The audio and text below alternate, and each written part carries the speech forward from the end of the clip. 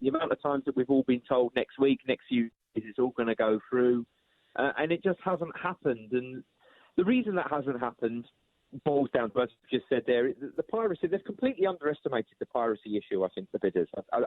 They thought they could have just bludgeoned their way through with the idea that the PIF are a separate legal entity to the Saudi Arabian government. Now, the Saudi Arabian government have been accused by the WTO report of facilitating piracy in the country and certainly not doing enough to clamp down on it. And I think the Premier League, you're talking about the Premier League have had their own product stolen. So it's a bit like letting the fox into the chicken coop, as it were. So, it's very, very difficult. I just don't see how they thought they could charge this through, and I think they've tried to create public pressure. They've tried to create public expectation, and I think it was put to me yesterday that in many ways they've held a gun to the Premier League's head and said, right, pass it. The fans are waiting for this to be passed.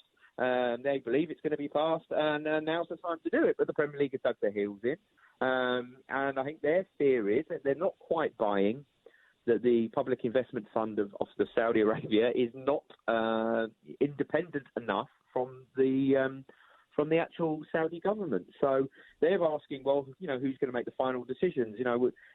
As I understand it, the PIF are putting all the money in, but Amanda Staveley's going to be running the club on a day-to-day basis with members of the PIF board. But I think they're sort of saying, well, once we give you the keys, what's to stop the PIF completely taking full control with their 80% controlling majority?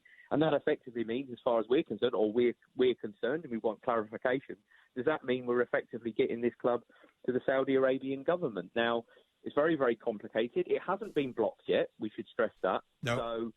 I think the Premier League are still looking, and I believe this. I think the Premier League probably wanted to pass this, and they've been trying to find a way to do it. But the piracy issue is huge. The Premier League have tried to take legal action 9 times. We need a decision, yes, and I would agree. I think I wrote 3 weeks ago that enough is enough. But you also have to remember, Jim, you can't watch Premier League football legally in Saudi Arabia at the moment.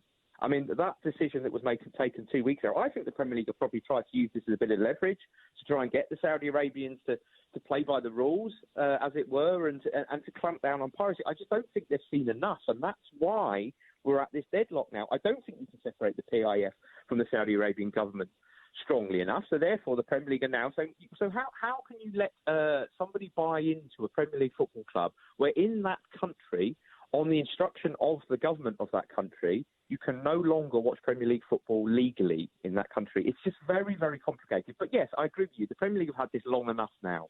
I really do think they've had it long. It's too long. It's gone on too long. And it is the fans who suffer. A change gonna come.